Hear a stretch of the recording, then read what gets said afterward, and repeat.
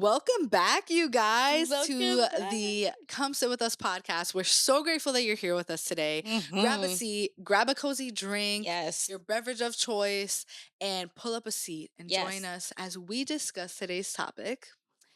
How are we gonna name this? Childhood experiences. We're just going to be talking about trauma, Yeah. childhood experiences, how it molds you, and Mhm. what do we do with that information? Yeah, literally. This episode, I mean, I know we say this very often, how like we loved it, it blessed us, but I don't know. This one Oh, hits yeah, hits different, for sure. right? It hits different because like Yeah.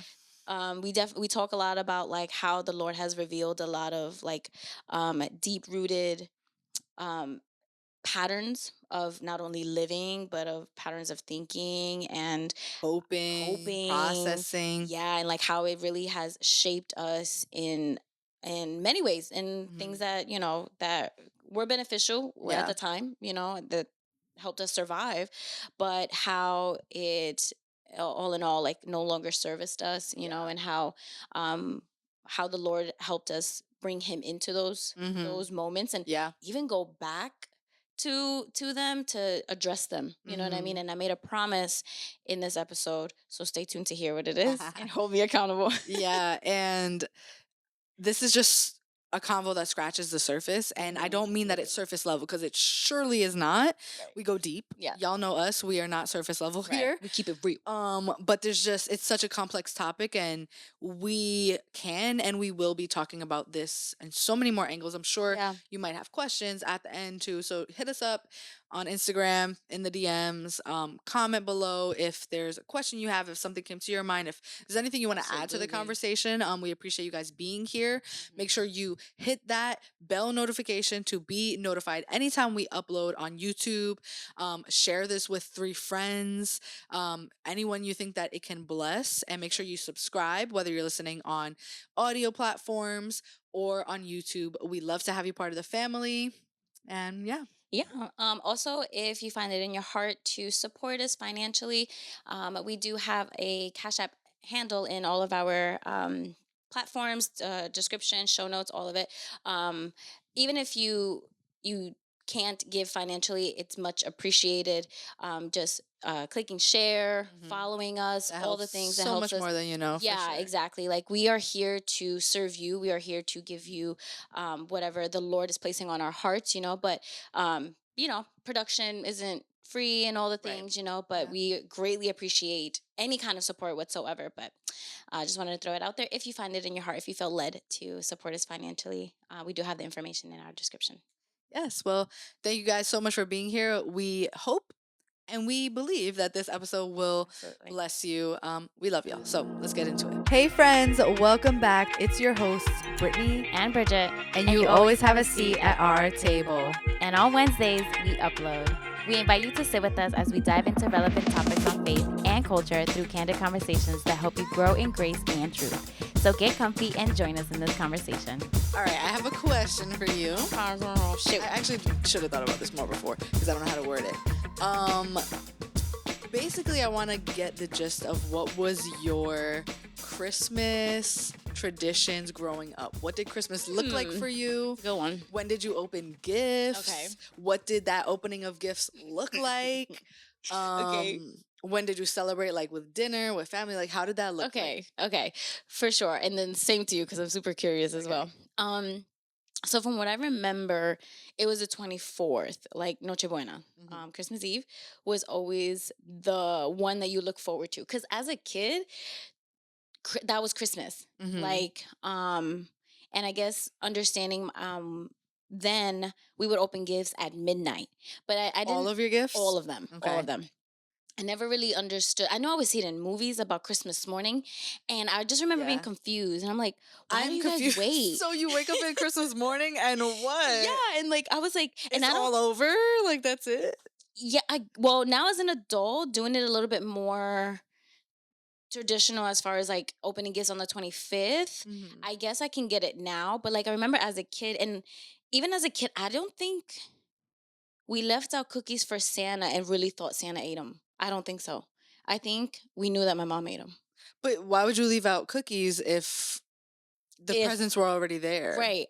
To be honest, I I don't have know. so many questions. Also, you stayed up until midnight, like always? That Always. I need to ask the parents who do that, like, because Yeah. there's no way I'm keeping my kid up that late.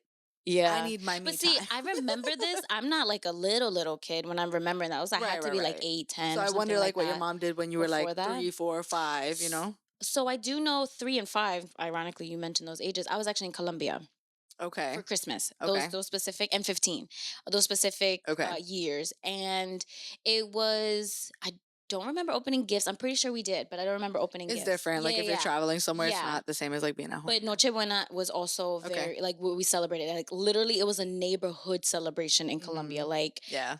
it was so much fun. That's so It cool. was so much fun. I do remember that. But like here, I just remember my brother and I just, like, we would be dressed nice. Hmm. Mind you, we didn't go anywhere because it was just the three of us, my brother and my mom and I. We would just dress nice, and my mom would make like some traditional meals that she would make also on Christmas, not Christmas, Thanksgiving. Thanksgiving. Hmm. One of them was like it's gonna sound weird, but it was actually really delicious. It was like a chicken with raisin, peanuts, and celery salad. I thought you were gonna say the hot dog with peanut butter and jelly. Okay, there was no peanut butter, Oh, but there was jelly. ketchup and jelly. But it Yeah. was so good. I don't know. My mom had just had like the touch or something. Okay. So, Okay. but things like that she would make on Noche Buena. And we would just chill. My brother and I would just like be looking forward to midnight, right? Mm. And then when midnight came, that's when we would open gifts and like just Mhm. play with them. And then Okay. my mom would take pictures and all the things.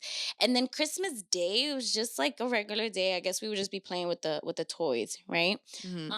What I really remember, even though this wasn't part of the question, but was New Year's Eve. Like it was like a tradition for my mom. It's gonna be mad weird. I don't know if any of you, if y'all had a weird Hispanic mom like this, but my mom on New Year's Eve, on going towards the, like, leading up towards midnight, Uh-huh. my mom would have us in the tub. And she would like put, like, she would be praying and put like champagne over, like she would pour champagne over us. I guess praying for like a good year, or I don't know. It was the weirdest thing, and I just remember Interesting. doing Okay. that and my eyes burning, bro. Dang. My eyes were like, I never understood it, but I guess I just, she You was should my ask mom. her. I should You ask her, should right? ask her I about that. should ask her because It's obviously it funny. stopped. I think it stopped after, like, once we were teenagers. My mom Yeah, didn't yeah. do that anymore. But I do remember that being so weird, and she would do it like very consistent Yeah, every New yeah. Year's Eve. It was weird, but yeah, I think that's what I mostly remember. And my brother and I wouldn't take turns; we would just open all the gifts like Yeah. all at once, and then be like, "What did you get? What did you Mhm. get?" Did you like that? I did Okay. like that. Now it's some adjusting with Dave's family. Same. it's It's the it's Diaz's. adjusting, bro, because mind you, they're a huge family, Yeah, right? yeah. So we, like, the girls basically get the girls, and then the guys get the Okay. guys, and then of course I get the parents. Like we still get his parents and stuff, Mhm. and we literally open it one by one between the 10 of us, Yeah. and each of us have at Dang, that's least that's like even more than at us. For us, least it was just 6 of us. really, no, girl, Yeah. there's like 10 of us including the baby. The baby gets the most gifts. Hmm. But there's like at least 5 to 6 gifts each, Yeah. and we all take one at a time, No, and same. then we gotta It take takes pictures. hours. And yeah, then we're there starving Hmm. for the last 3 hours. But it's Hmm. beautiful. I will say, like, that's what I'm saying, is adjusting, because I'm Yeah. not used It's to just that at all. different. Yeah. And it's like, oh, okay. Yeah, it's like, okay, come with food in your belly. But no, I love it. I love it. It's cute. What Okay. about you?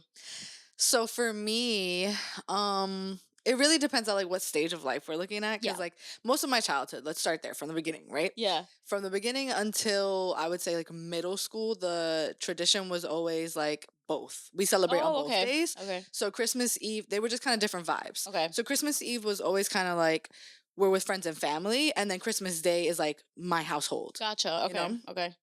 So growing up, I had a best friend who her mom was my mom's best friend. So Yes. like we literally are born the same year, a few months apart.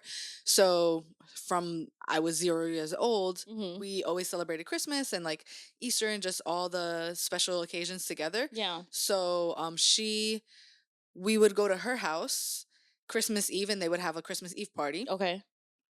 Um and we, dinner, kids playing with the kids, we're playing with our toys. We would open gifts at a certain point throughout the night, Yeah. and basically we were like family. So Okay. like she was a friend, but like we were like family. Like that was like my mom's sister. She was like Yeah. my sister. Yeah. They had a big family. She was half Puerto Rican, half white, Mhm. and so similar to me. But like Mhm. we would just celebrate, party, whatever, play with gifts. We would be there late, and then we would get home and just go to sleep. Okay. Well, I would put out cookies and milk for Santa Mhm. and go to sleep and wake up in the next morning and like be so excited the next morning to wake up. Like I could not go to sleep that night because I Oh. was like, I can't wait, I can't wait. Santa's gonna come, especially when I believed in Santa. Yeah. And then I would, wake up, run to my mom, my brother, like, wake up, it's time for presents. And I'm not a morning person. So I would wake up extra early on Christmas. That tells you a lot.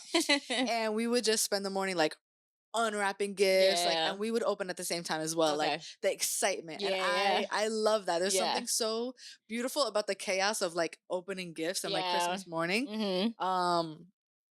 And then we would, I don't remember the details too much after that. I just remember playing with my toys all Right, right, day. right. Like I don't think we really had a special breakfast or dinner or anything like Mm. that. And some years were different than others. Like I'm sure later that night, some years I remember we would go to like my aunt's house Okay. and have dinner with them or my grandma or whatever. But for the most part, the tradition was always Christmas Eve party Mhm. with friends and family, blah, blah, blah, and then come home, go to sleep, and then wake up the next morning. Now, when I got a little older, like middle school, that's when I started begging my mom, like, can I open gifts? Can I open Yeah. gifts on Christmas Eve? And then we kind of eventually, like through middle school and high school and a little after that, made new traditions Okay. where we would open our stocking the night before, Oh, okay. and one gift. So like Okay. it started with the stocking, and then Cute. we kind of got my mom to do like, all right, we'll open one gift the night Uh-huh. before. Uh-huh. And I feel like that's where I've landed now, and I Okay. love that because I Okay. think it's a mixture of two. Yeah. A lot of Hispanics, a lot of Puerto Ricans, they're like, we open all our gifts on Christmas Eve, and Mhm. I get the cultural part of like this is what you grew up with, the tradition, but I don't want that. Like Okay. personally, I'm like I like the feeling of waking up in the morning Mhm. and having gifts to open. Yeah, yeah, yeah. Like I love that because you're also getting gifts on Christmas Eve too. Like when you're Yeah. with family and friends. Yeah. Like at least for me, the way I celebrate it. Mhm. So now I spend the Christmas Eve with my fiance. I'm a fiance Hey. now. My fiance's family, Mhm. and we get gifts there. Sage gets gifts. Yeah. And yeah, it's like a mixture of both. And then we open stockings, but Mhm. then so you do have a little bit of gifts to open, but Yeah. then you still have so much more the next day. Yeah. And I being like a that. mom, it's super cool because now I get to like recreate the magic. Yeah. Oh And yeah. Like yeah. I can't wait till I'm a mom because am already thinking of so many things to do like with my kids. Like Mm-hmm. probably like for 12 days of Christmas. I don't know, I'm probably doing this a lot. I'm probably gonna hate myself for this, but like do like Christmas inspired breakfast, 12 days of Yeah. Christmas or Yeah. something Yeah. like that. Or I don't know, like cute fun things, like Mm-hmm. to really like Make just it fun. yeah, make it fun for my family. I mean, you don't have to wait until then. But I will True, but say, like, having a kid, like, it allows you to like re-experience things. It's mhm. so cool. Yeah. It's really I cool. like that. I like the stocking. I didn't stockings was never something I was used to. Like my mom never Really? yeah, Oh my my mom god. never did stockings. Like traditionally, like I don't even know if this is like a Colombian culture thing. Mm-hmm. But I just remember as a kid like Noche Buena was always yes the party because even in Colombia it was like that. It Yeah, was yeah. like you have fun, like drink coffee or whatever they would drink, their aguardiente or whatever. Like it was just a great time. But I really don't remember ever opening gifts. So like I don't know how it really is. I guess I can ask my mom and my cousins, Mm-hmm. like because I just don't remember. Um, but one thing I can say is, yeah, my mom never really did stockings. Like Okay. stockings was something that I guess I saw it more as an adult, but even still as an Okay. adult, I still don't do like stockings. Like I still don't like Yeah. I'll buy them because it's cute aesthetic, but like I don't stuff them. Yeah. Like so I I don't know. think that's gonna change a lot for you when you have your own Have kids. family because you're Yeah. kind of on your own here. Yeah, So yeah, it's yeah. not like you're with your parents Right. or, Right. Like my household is yeah. me and my roommate Yeah, and yeah. Sage, So you know. um that changes dynamics. Like when I was True, very away, true. like in college Yeah. or in Japan, like holidays looked very different. So that's what I'm Yeah. saying. Like Very it true. depends. Yeah, yeah. But also with Santa, this is a controversial Oh topic. yeah. I've gone so back and forth with that. Obviously I grew up with Santa. Like I didn't grow up in the Mhm. faith. So Mhm. like and I loved it. Like Yeah. it was something so magical, so Yeah.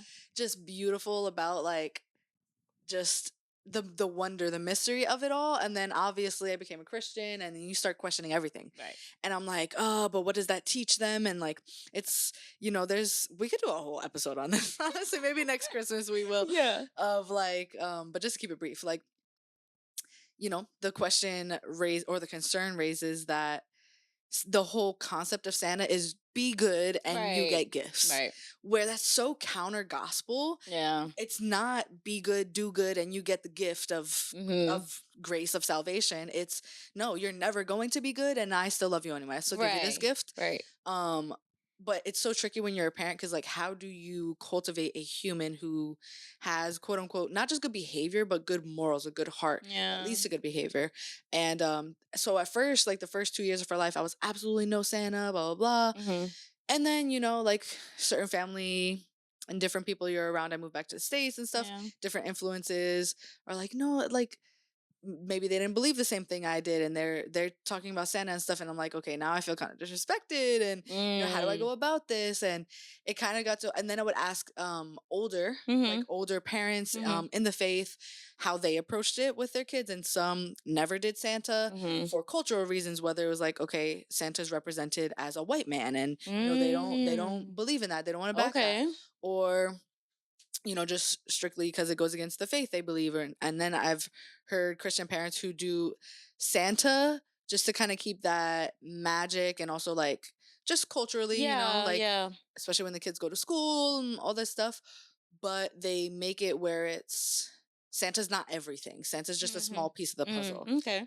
So that's kind of where I land right now. Okay. Um, yeah, I Sage's gifts, like one or two were from Santa. That's it. Okay. And like the big things, like that I spent a lot of money on, she understands. Yeah. Like, mommy worked hard Yeah. for this.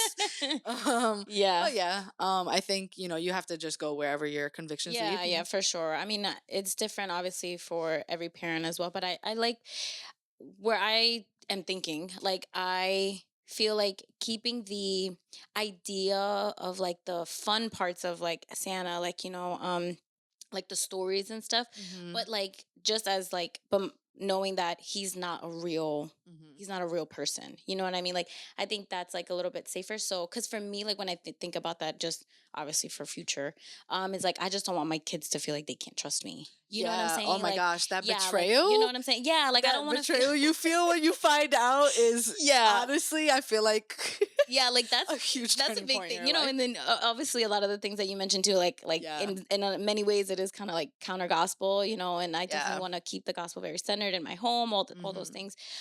But at the same time, like I don't want to remove my children far from reality and where we live and things Yeah. like that. So like keeping like the fun parts of Santa where it's just like like the stories, like the movies and all that stuff, but like to also like instill like the truth that he's not a Yeah. real person, Yeah. things like that. Yeah, no, that's real. That's valid. Yeah. Well, that But brings yeah. us straight to our. I feel like that was a great opener for Yeah. the conversation of like Childhood childhood, and and how your childhood baby. traditions and Hmm. experiences mold and shape who you are as a human, as an Yes. adult. Yes, it Um, really does. Um, it's crazy. I really wanted to discuss this with you because like we have very similar upbringings, like single parenthood and like growing up in New York City, older brothers, like just a lot of similarities, and even just our personalities, like go getters and stuff like that. And like at least this year, 2024, I feel like has been one of the most monumental years for me because of well, school. by the time this airs, it'll be last year. True. Well, 2024. Because of school. And the reason why I say that is because I am going to school for counseling, Mhm. as many as you know. But if you're a new, She's getting her master's, y'all. yeah, it's not for the faint. Okay, so for all of those graduate students, I feel y'all. Yeah, so like for counseling for therapy, right? And so then I'm learning so much more than like the average Hmm. person that whatever. And so then with that, I've been very encouraged and led to um, figure out my own like biases, Yeah, yeah, right? Figure yeah. out like my own thought process because we have to be, in a nutshell, therapists have to be very culturally diverse. Not only culturally, but like also you have to be so self-aware of your own Oh my gosh. everything. I feel like all church leaders should go through that. Honestly, it's so to even get through it, like how it has helped me in my faith, and like how I've wrestled also with some parts of my faith, Yeah. with God and stuff, and how honestly how raw I've even been with the Lord Yeah. since all of that, right? Um, you have to be very like very self-aware, like you have to like open a different part of like your brain and your heart in order to even go Yeah. into this profession, right? Mhm. And so then I just didn't know what I was going into for the most part, like very I guess surface level when I Mhm. was or bachelor level going into it, right? And it really rocked me, and it rocked me so much so that the Lord has used this process, this journey, to really heal some parts in my Mhm. heart, in my soul, that I didn't even know needed like healing. Yeah. I wasn't even like Yeah. consciously like aware of that. Oh, this is a root of some of my now Mhm. problems as an adult. Just to give you an example, which but familia, so you guys can know. I have struggled for apps like literally my entire life of people pleasing, right? And like just really having a hard time setting boundaries because I didn't grow up in a household that example that, if I'm being Mhm. honest. Yeah. Um, we're millennials, so like my mom is actually I think two generations from millennials. She was born in the 50s, I believe. So I think that is two generations before Mhm. millennials. And so then very, very like very old school, and then she grew up in a foreign country. So that Mhm. also adds a different dynamic, For sure. and so then I just didn't grow up in a household that exampled that. And, amongst other reasons of my upbringing, single parent, my mom never still to this day does not speak English. Mhm. I have an older brother. I have two older brothers, but I lived with one of them. So many dynamics or whatever. And so then I've just really struggled with setting boundaries because I didn't know what it looked like, people pleasing, and now I know codependency. I had no idea of any of that, like Mhm. throughout my entire life, if I'm being honest. That um that learning, like going through all of this, like one of the things, like I've been praying to the Lord, like I've recognized my people pleasing. I want to say maybe like 4 years ago, give or take, that it's an issue. Mhm. And so then for I want to say 3 years, I've just been praying, like, Lord, like help me with this. Like, please Yeah. help me with this. And like it has led me to so many things, like It's so annoying burnout. because it's like realizing an issue you have is one thing, right? The Right. awareness of it, Mm-hmm. the admittal of it, like admittance, whatever, Mm-hmm, mm-hmm. admitting Have that have issue. this issue, whatever. Yeah. It's the first step, right? That's what they say. Yeah. Right. But then it's like, well, what do I do with this Thank you. No, information? literally. And that's so real. It's like, okay, well, now I know this. Yeah. Oof. What do I do now? And if I'm being honest, like you can kind of like even think about like faith, like, okay, well, now I'm saved. Mm-hmm. Now I recognize that I am like no longer bound to my sin, or no Right. no longer bound to, you know, Satan's Whatever agenda or way I was anything, whatever. going, the Exactly. hopelessness, But if etc. that's Yeah. all I know, then where do Mm-hmm. I go from here? You Right. know what I'm saying? And like Yeah. that's why community and discipleship and like Mm-hmm. all of that, like really solid like For sure. friendships, like For your sure. circle really does make such an impact. And we'll tie it all back to like even just your childhood, because from school I'm learning that your environment, those people around you, literally your friends, like your any adults, like teachers, and like literally all of that plays such a Oh, huge effect. And I know you 1000%. have a story, I don't know if you would want to share it about like Yes, actually, I yeah. do. So Yes. like how that really just impacts crazy your Mm-hmm. development, your psyche. For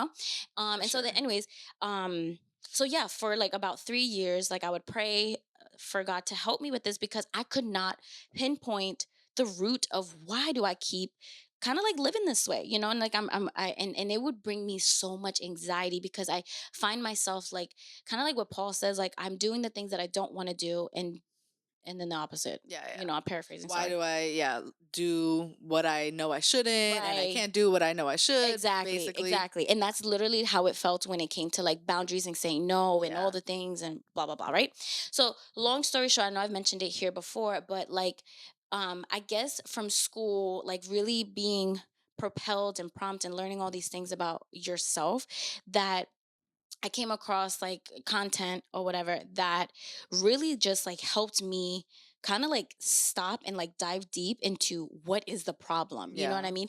And I found out that something that I guess like I put all the way in the back of my mind about what happened to me, basically like somebody in my life like used my innocence to manipulate me to giving them information, Mhm. right? And at the same time they were feeding me some really hurtful information that affected my identity. You know what I mean? It affected my relationship with this loved one or whatever. And it affected me so much so that I started to be like, oh snap, like I was never wanted. So therefore I'm a burden to people. So therefore I can't take up space, you know, Mhm. in people's lives. And I'm only valuable if I give them what they're asking for, what they Right. want from me. Right. Yeah, yeah, Exactly. yeah. Exactly.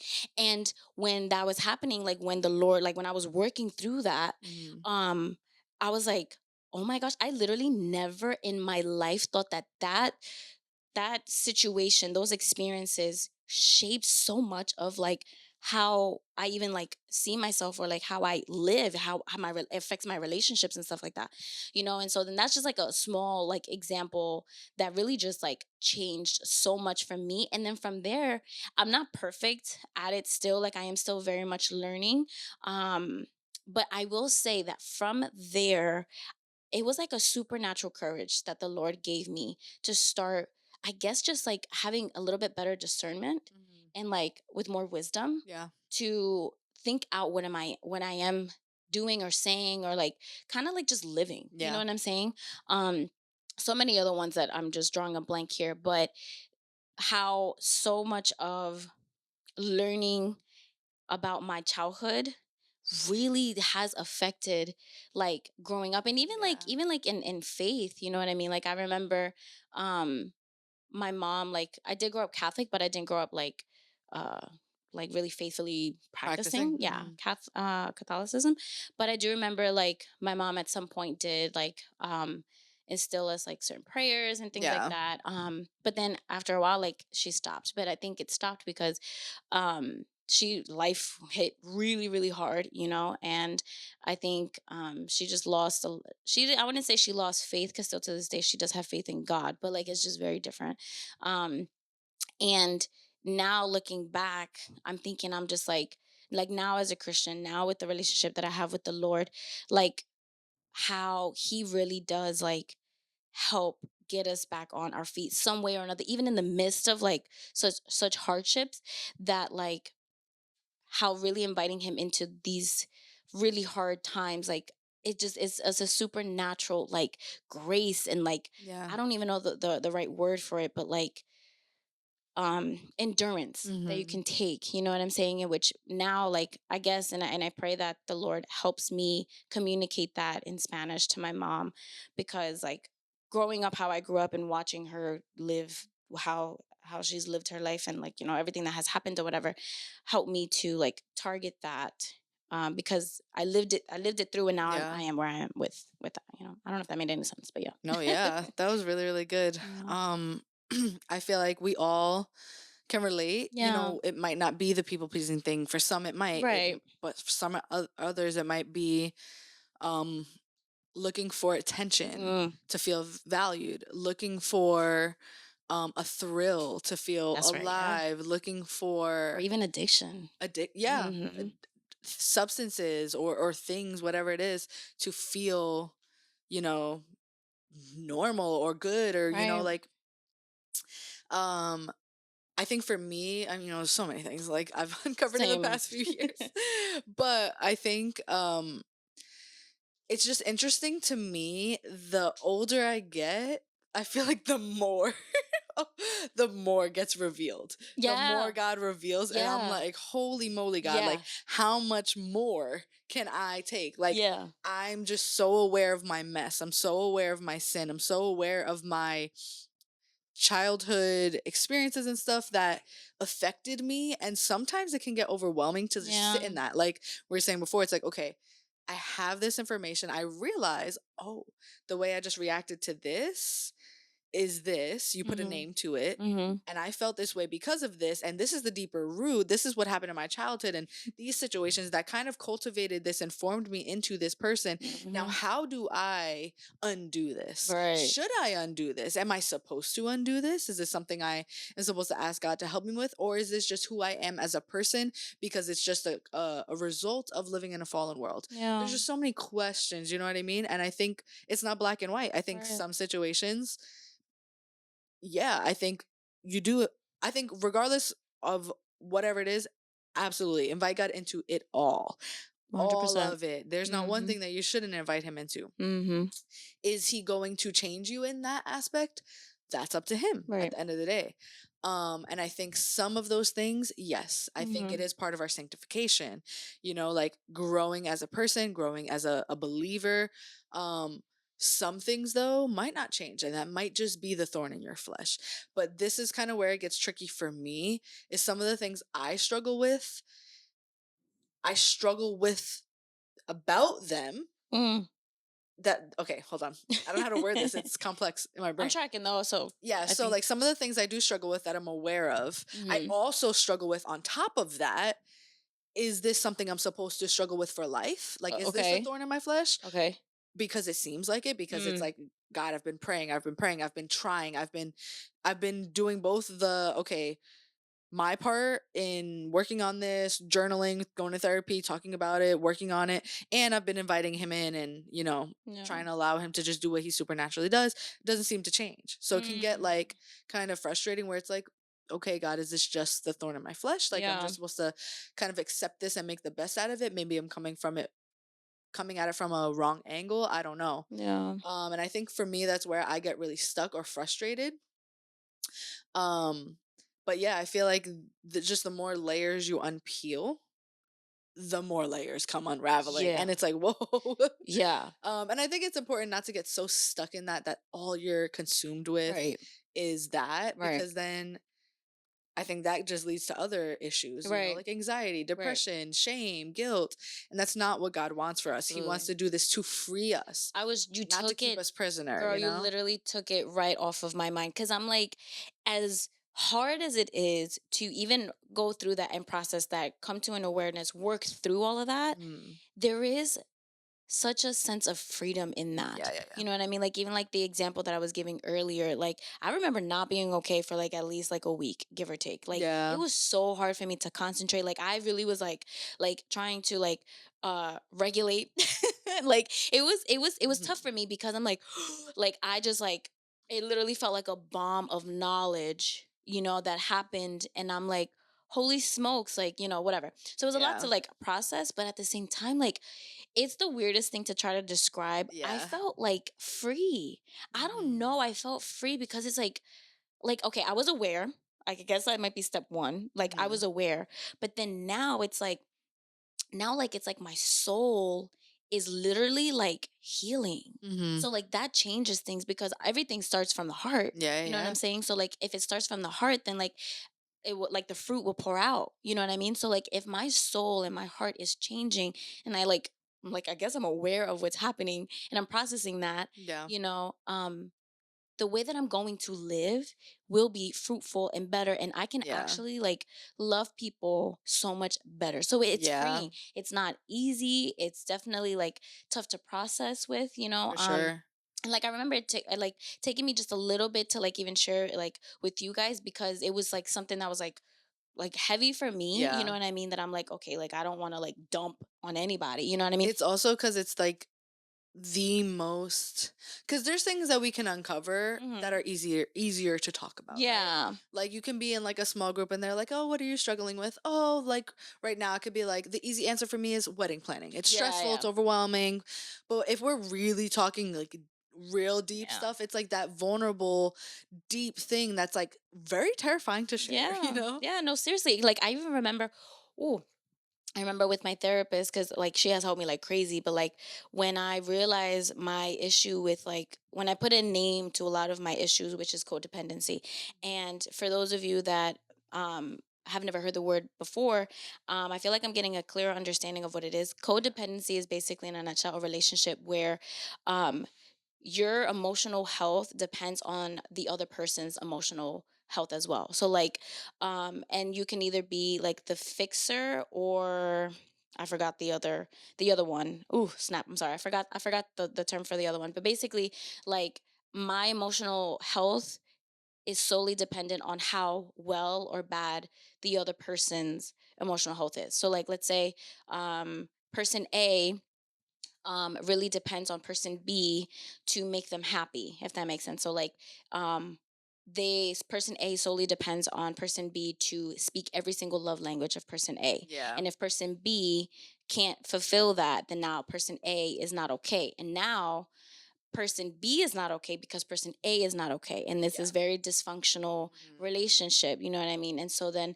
I didn't realize that I had that, until recently. And so, Yeah, that's a big thing to like come to yeah. realization about. So yeah, so then when I finally realized that, I remember talking to my therapist, and like I immediately hit her up, and cuz she's the most unbiased person, that has like been walking this with me.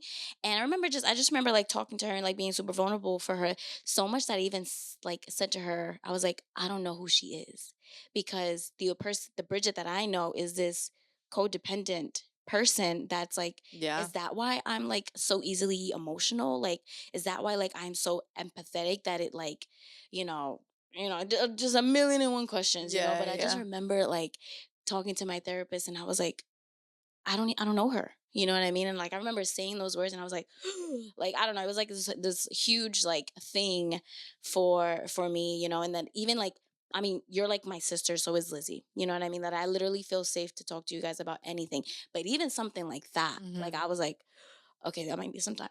Yeah, yeah. I might need some time to even process So this. I pulled it up. So there's two roles in a There you go. codependent Thank relationship. you. There's the caretaker and the taker. Oh, okay, The okay. caretaker in a codependent relationship prioritizes the other person's thoughts, feelings, and needs over their own. Hmm. They often don't take care of themselves emotionally and physically and spend a large amount of time caring for the other person. The taker in the relationship often takes advantage of this caretaking, intentionally or unintentionally. The taker's needs may overshadow the caretaker's, so much so that the caretaker may completely lose their sense of self. Yep. I think even to go deeper on that, super sidetrack, which I actually really reminds me, I really want to do an episode on this, but attachment styles. Oh, yes. Please So do it. I first, before I even knew what attachment styles was, I learned about codependency. Yeah. I realized I was slightly codependent.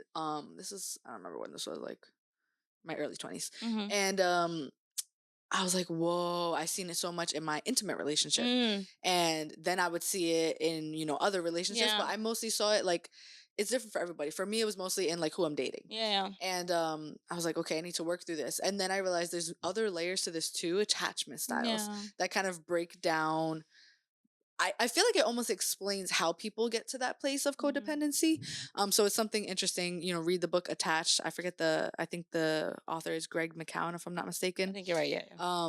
We'll link it. Mhm. It's such a good book, life changing. Everybody can benefit from it, Yeah. I swear. Mhm. But even when you were saying before, kind of to rewind a little bit, how when you were able to put a name to it, you kind of like, even though it was hard, you had to Mhm. process it, you felt free. Mhm. I feel like what comes to mind is think about if you have like a physical symptom of sickness or something or Mhm. pain, and you go years and years and you feel the pain. The pain is very real. It hinders the way maybe you perform in a certain aspect of life, Yeah. how you respond to things, your capacity to do certain things, but you can never figure out why. Mhm. You don't know Mm. what this pain is. Frustrating. You know what I mean? But then you finally get a diagnosis. Mhm. Now, the diagnosis might be heart wrenching. It might be really hard to hear. It might alter the way that your life has to go moving forward. But at the same time, you now have answers. Now Yeah. you know how to treat it. Absolutely. And so I think that's the perfect analogy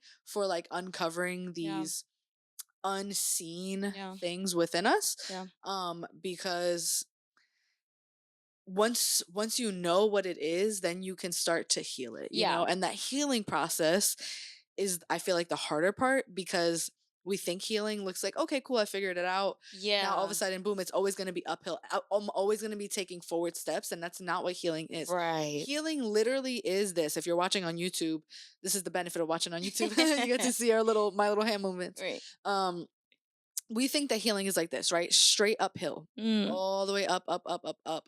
But no, it's really like, okay, up might take a plateau, right. then a step down, then a step forward, then a Mhm. step up, Mhm. and then this way, and then that way. And so it feels like every time we take that step down, it kind of feels like we're regressing. Yeah. And I think the most dangerous thing to do in that moment is to convince ourselves or let the enemy convince us, because this is exactly what he would do. This is what I would do if I was the enemy, Mhm. is convince us that we're not making progress, or we're not where God wants us, or we're not, relying on God or in a good place with God, because all of a sudden we're having a rough day, Right. or we fell to a certain sin again, or a certain habit again, or a certain mindset, or whatever it is. But the thing is, if you look at it, if you zoom out and you Yep. look at a big picture, you're still, yeah, you might be going downhill a little bit, but you're still going in an upward trajectory in the Yep. big picture Grand of scheme of things. things. You know what I Mhm. mean? Mhm. That's what Mhm. healing is. It's Absolutely. not straight upwards, it's up and down, up and Mhm. down, up and down. But Mhm.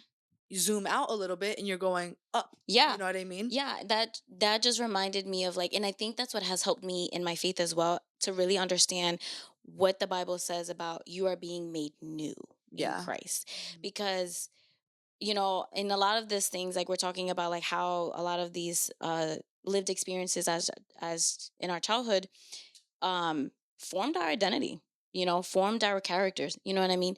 And for so long, remember how like I even said like, oh, I don't know her, or like all these things.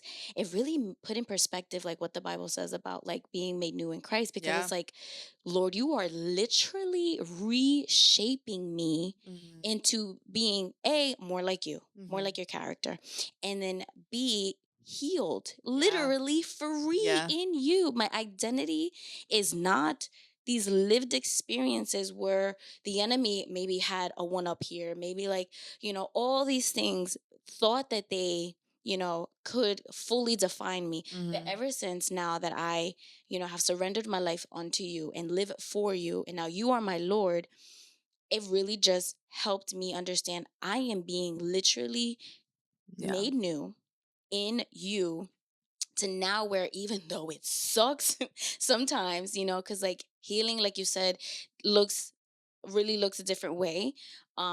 It also is painful. You know Mhm. what I'm saying? Like it also is painful because you do have to kind of like relive or revisit some things that you have Yeah. experienced to address it and kill it. If I'm being Mhm. honest, kill it, or breathe the life, the words that you needed then and there. Yeah. You know what I'm saying? Mm. And so Yeah. then That's actually a from there, form of therapy. exactly, exactly. And so then um it's painful. You know what I mean? And that's very valid. It's very valid to kind of like have some like some hesitance.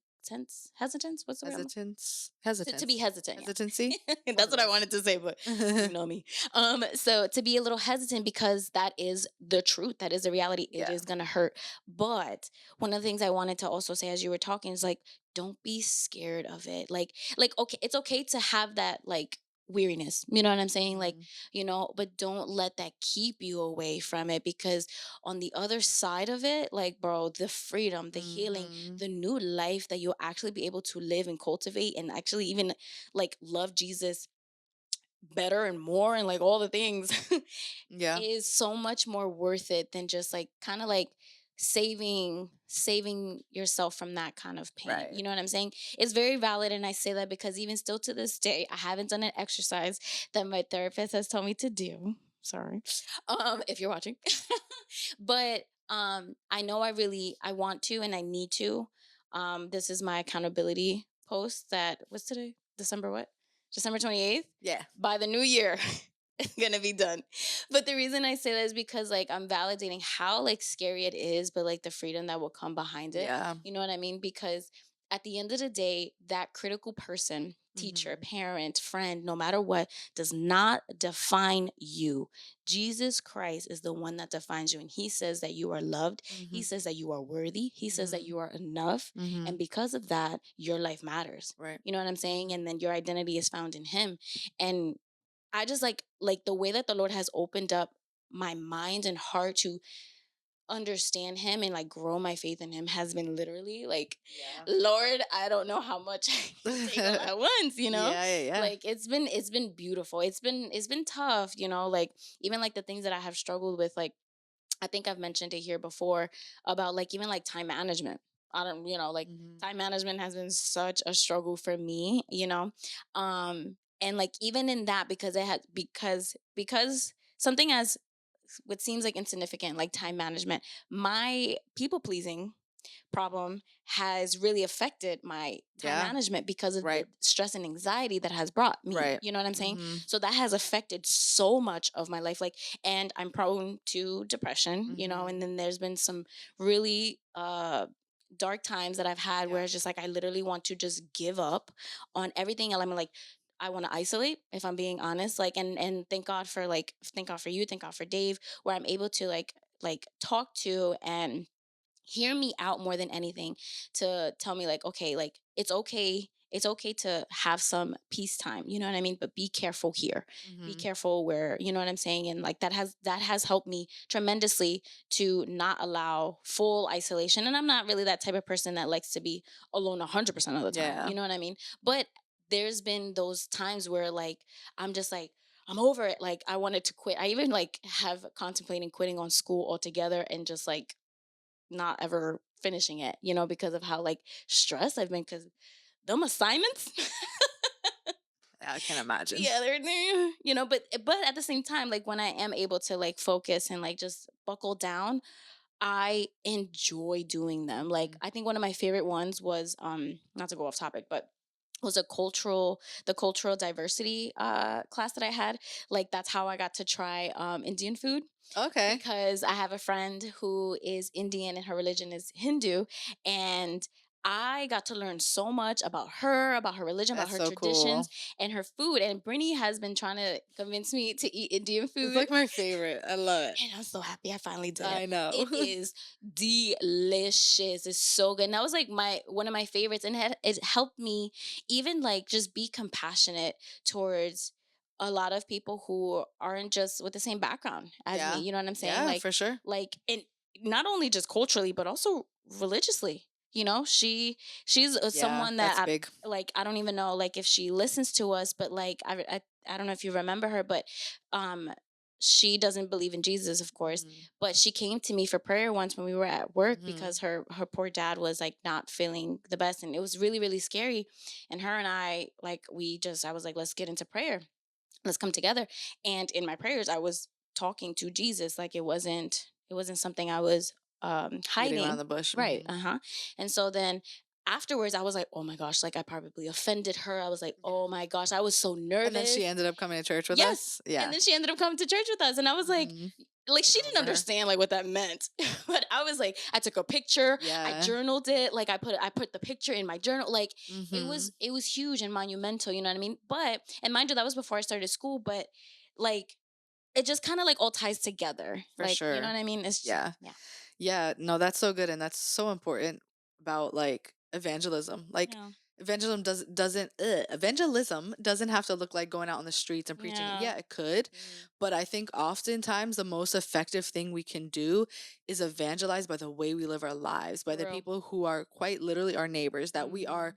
living next to, working with. Mhm. Um and how we use opportunities to share hope, and not just any hope, but like the true hope, the truth, the gospel. Yeah. Share about Jesus, Yeah. share about what he's done in your life. Pray with someone just because you Yeah. care about them, not Yeah. because you want to convert Literally. them, but because you care about them so much because they are Exactly. a human, a Exactly. image bearer of God. You know what I mean? And Absolutely. like, 100%. I don't know if we start to think about everyone as like, think about it this way: if you have any unsaved family or friends, right, and your prayers for them, think about all the people that they interact with on a day to day and how much you want God to use those people in their lives. Mhm. You are that person in someone else's prayers. You know what Yeah, I mean? yeah, for So, sure. like, I feel like that's just our fulfillment. It's just the circle, you know? Yeah, yeah, for But sure. going back to like we were talking about childhood stuff, trauma is like such a buzzword these days, Yeah. right?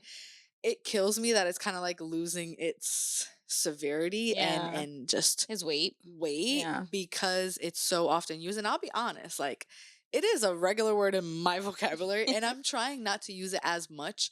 I just don't have the words and vocabulary to explain what I'm trying to explain other than that. Yeah. But even I'm sure for people I talk to about this, like, my significant other, family, blah, blah, blah, like it can probably sound repetitive and like annoying Mhm. because it does to me Mhm. sometimes. Mhm.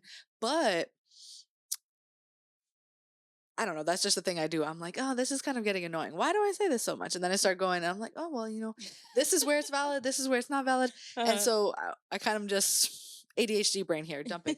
So basically, it got me thinking, like, okay, what even is trauma? What really is trauma? And am I misusing this word? Is this word being misused out in, culture right now? Yeah. And I actually have a definition pulled up, and then I'm kind of going to give like my practical definition. Yeah.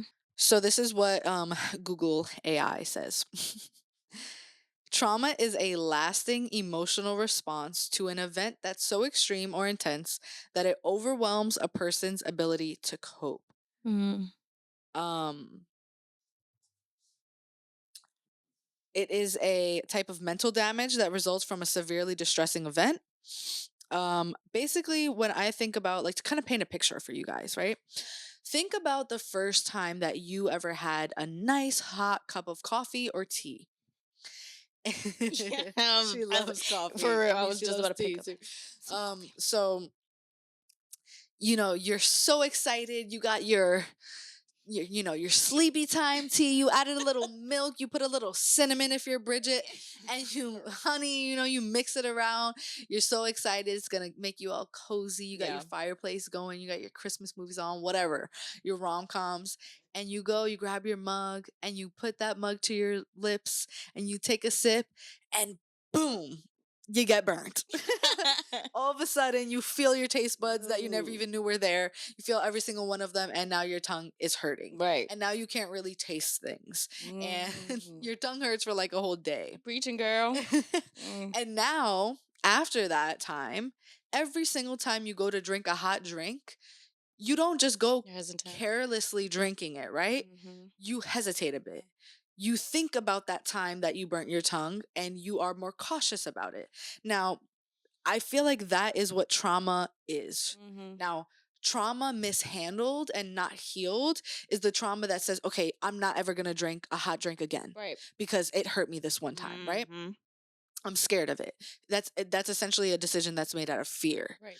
Now, informed trauma is okay, I realize that I have this trigger or this hesitancy towards this thing because of this root, which is like what you went through in childhood or in a past relationship or situation or environment or church or whatever. And you say, okay, I know that I'm a little sensitive to this, so I'm going to be a little bit more careful when I'm drinking this hot drink, Yeah. but I'm not going to step away from it altogether. Maybe this time I'm going to let it cool down for a bit. Yeah. And that might take a few times of learning what is the perfect amount of time to let it cool down. Yeah. Yeah. But you still now you can enjoy it because you're being more careful, but you're not letting it consume you, that trauma, Mhm. and I just felt like that's such a interesting way to think about it for everyone around the table. For the 100%. person who feels bogged down by their trauma, for the person who thinks, oh, I don't have trauma, or it's so annoying when people talk about trauma, like blah, blah, blah, or we're all messed up, blah, blah, blah. Like, I think we can all learn from this in that it's a very valid thing. Oh, for If sure. you need it to be validated at all, here it Here is. it is. It's a very real thing. Yeah. You're not making it up. You're not, you know, playing pity party, whatever Yeah. like that. But also, at the same time, it's very real. Validate yourself, what you've been through, but don't live there. Don't get stuck in it. Don't let it shape who you become. And Yeah. to the point where you're now living out of fear, Mhm. you Mhm. know? And I think this is the hard thing is as you're kind of discovering yourself and your childhood traumas, or Mhm. maybe it's not as serious as a trauma, maybe it's just an experience that molded the way you think Yeah. or operate. Like some people become more introverts because of how they were Very treated, true. in elementary school. Yeah. Some people become bullies because of how they were treated. Some people become the opposite of bullies because they were bullied, like all Right. these different things that mold us. Mhm. Um, I forgot what my point was essentially. It's important to just not like just get so overconsumed with it that that becomes your identity. You Right, know what for I mean? sure. Yeah. It's real and it needs to be addressed and talked 100%. about. But like, and I'm saying this because this is something I'm currently navigating where it's like, okay, so many things get revealed to you, and it's like, well, what? Okay, well, how do I navigate through Yeah. this? And how do I not allow this to turn into shame Yeah. or paralyzation? Yeah. Um, and I think this is what we're here for in this podcast is not to say, "Oh, we've got it all figured out. It's we're Quite always opposite. going to be figuring things out. And what I have learned in my 30 years of life, maybe 31 by the time you watch this, that's crazy. Um, every different season I go through, like I'm not that old, but even in the past 10 years, I've gone through so many different seasons. I went from Right. being undergrad to 3 years in undergrad, 3 years after undergrad, like my first 3 years in adulthood, living on my own, supporting myself, working a 9 to 5. Um, I was living in New York City at the time, and then I was 3 years overseas, well, three and a half Yeah. years overseas, living the nomad expat lifestyle, being an influencer, being an entrepreneur, and then I became a military wife, and then I became a mom, and then I got a divorce, and then I moved back to America, and now, Yeah. and then I was in ministry, like a church leader, and then I was, now I'm a fiance and a mom to a toddler. So it's like all these different stages. Yeah. One thing I will tell you is that the because you kind of said it before, where to realize what it is, put a name to it, Yeah. and then kill it. Yeah. But I also don't want to draw the picture that something might be permanently killed and healed for Right. life, Right. because I think it's just whatever God is revealing to you in that time is what you can handle in that time Yeah. and what he wants to address, because it directly affects whatever purpose he has for you in that exact season. That's really good. And there's going to be more that's going to come up. And it might not be for every single thing you've gone through, but I promise you there's going to be things you notice, like that resurface, and you're Yeah. like, oh, I thought I handled this when I was 21. I thought I handled this, when I talked to this about my therapist, and I Mm. went through this and I got over this. No, there's always going to be more layers because we're complex. This world Very is much. complex. There's always going to be new things that bring things out of us. There might even be a season where feelings, hurts are brought back up that you didn't feel since you were like a teenager. I know I went through Mm. that recently, and I was like, Mm. I was so taken aback that I'm like, God, I have been walking with you, serving you for so many years now, and I've matured so much. At least I thought I did, but like, Oof. what are these feelings? I Girl. literally find myself feeling like 15-year-old Britney.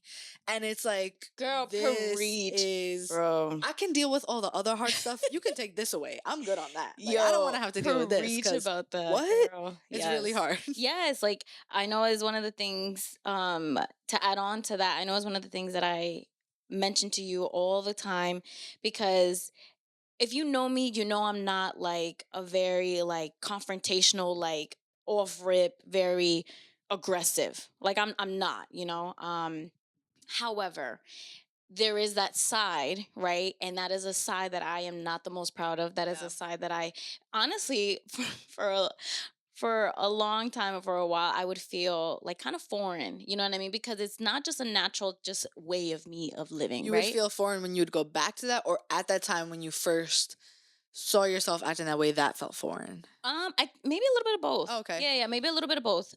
Because I know when I'm in that state, I know that that's not how I am normally am on a Right. day to day And I basis. think You that's know? because it's like that survival instinct. We Yeah, all have it in us in some way. yeah, And there's a certain formula, yeah, a certain Ah, button that can be pushed that can bring out the ugly in yeah. all of us. I don't Yes, care who you are. girl. It looks different. It might be a different trigger for everybody, but we all Yes, have it. yes. And I think that's where we need to have compassion on people, Hmm. especially in the church. Oh my God, because you might be in a great season right now where your buttons aren't being pushed. Right. And so you feel like, okay, I've got it figured out. Like, I'm free. Everyone should just be like this and do X, Y, and Z that I did. Hmm. Maybe you just are blessed right now and you're in a great season that your buttons aren't being pushed. Trust Right. me, my buttons weren't pushed when I lived in a foreign country. Trust me, because I Mm, was in my own world on a right. different time zone. Right.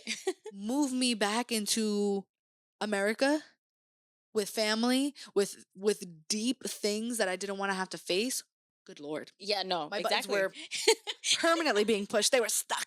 You know Yes. what I Oh my mean? gosh. Especially now that like you put it that way, and now like I guess the way that the Lord has opened up my mind, I'm like, dang, like I wish the Lord would have opened up my mind then, so then I can like help Yeah, comfort you, because that's exactly it. That's, if I'm being honest, it's that's been one of the hard. biggest reasons why I avoid New York City. But you know what? I have a testimony Yes, girl, share it. because without getting too personal, because it's not just my business to share. Let's just put it this way. I feel like I had a beautiful childhood, Right, but it did not come without struggle. right, Again, I'm same, talking every kind of struggle: same. financial, domestic abuse, drugs all around me, violence, Yeah, murder. Like, I grew up in the hood, you know what I mean? Like, you yeah. see everything, whether it's in your family, in your Or just in your neighborhood. environment, Hmm. schools. Like, I grew up seeing really probably the worst, not the worst in the world, but like that side of things that Yeah, some people who didn't grow up in that type of environment don't have to. yeah. So there's the environmental trauma that comes Right. with that, of like just constantly like hearing a gunshot, or like just being used to that way of life, that Mm-hmm. now living in Florida, having lived away from New York for years, like it that's weird to me. Yeah. But anyways, um there's still a lot of experiences I went through that caused me as a young kid, that were too much for me to bear, like we read, that caused me to cope with things in a certain way that probably weren't the most healthy, but I had to do it out of survival, Yeah. right? Now you grow up as an adult, you go off. I personally went away, I healed, all this stuff, and then to kind of be thrown back into a place, for me, like America was hard because, excuse me, I have ADHD. I'm easily overstimulated. I dealt with severe anxiety disorder for a few years after college. And so all of those things get triggered very easily by Yeah. living in such a fast-paced, consumer-driven, like Mm-hmm. cultural society like America, right? So that was already hard enough. Then to be back with family that um aren't necessarily like, they're not horrible people at all. It's just no one pushes your buttons like your close Oh yeah. family. Mm-hmm. You know what I mean? And like your triggers, and like a wise man once said, "You think you're healed? Go spend a weekend with your family. Oof. That'll show you how really healed you are, and how it'll humble you." Yeah. Especially for those of us who came from more difficult environments. Yeah. Um, and so it was really hard for me. And then on top of that, I'm working in a church now, and so it's like dealing with, how do I present myself, or how do I show up and be and preach to people, and lead them, but then I'm still having these ugly feelings, and the feelings are getting worse because it's the button is being pushed harder, and so the damage, it feels, it's weighing on me more, and the hurt is just doing more, Yeah. and then it becomes this just overwhelming, like how to balance the both. And like especially if you're in a Christian culture that kind of tells you that, hey, if you have these thoughts, you're a bad Christian, or if you're feeling this way, you're not right with God, or you don't deserve to be here, all these types of feelings.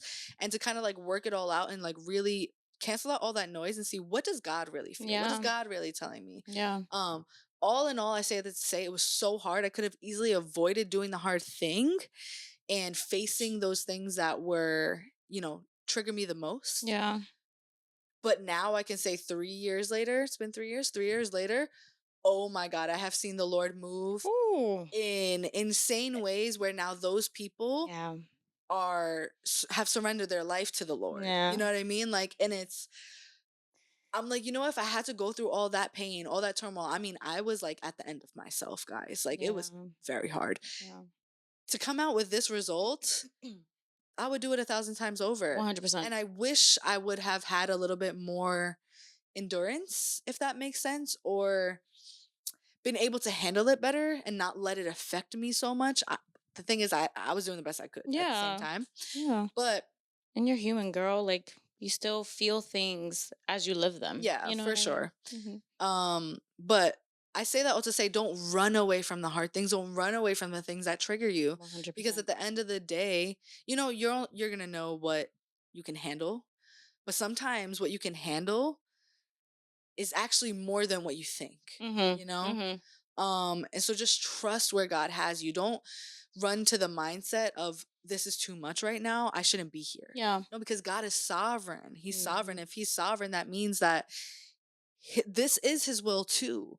You know what I mean? Like, it might be the most unfortunate circumstance, but he's working in this, and there's such a bigger purpose that you just can't see right now. Yeah, that just reminded me of the gospel, like Mhm. what Jesus was at Calvary Mhm. when he was basically begging the Lord Right. for a different outcome. But at the end of the day, it's your will, not mine. Yeah. Like, let your will be done. Like Mhm. he is in extreme suffering. You know what I mean? And but at the same time, he's like, I know that at the end of the day, your will, your plan, all of this has a much better outcome. Yeah. You know what I mean? And like, that's such a beautiful testimony of how much God really understands us Mhm. and is still with us, because that was over 2000 years ago. Yeah. And what you're describing was within the last 3 years. You know what I mean? And Mhm.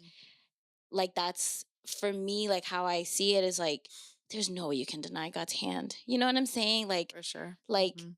I don't know, I find it beautiful. And then I mean I feel so like privileged that I've been able to like see it and like be able to rejoice with you. Like I Yeah. remember um when I saw somebody get baptized, I was like boohoo crying Yeah. because I was like, and I didn't tell you this. I was gonna take a picture and show you, but like I was decluttering and I was going through some of my old prayer little notes that I was going, and one of them Mm. was for their salvation, Me too. and that was like It was 2 years ago. 3 years ago. No, 2 years ago at, like, a legacy offering, like, it was, like, my Mm. prayer. Oh yeah. Or 3 years ago, actually, yeah, when I Mhm. first moved here. Mhm. And I was like, "Wow." To Yeah, I see it saw come to that. fruition is just so cool, man. Yeah, I was like, I almost took a picture and sent you, but I was like, you know what? This is okay just for like for Mhm. me and God to like know. Well, Yeah. at the time. Yeah, yeah, yeah. But it's been beautiful, like Mhm. to witness, and I don't know. I guess it just puts in perspective how the pain, I guess, that we go through is never in vain, and like I know a lot of people always ask like if God is so good, then why does this happen? Mhm. And I can't say I have like the perfect answer. Yeah. I can't say that, at least right now what I can say is just it's just the reality that we do live in this fallen world. Mhm. You know what I mean? That disease exists, sickness exists, Yeah. evil exists. You know what I Yeah. mean? But, and I think that's why the gospel of Jesus Christ really gives us a hope that's really hard to, I guess, express in words. Mhm. And like, we do it better when we live it out. You know what I mean?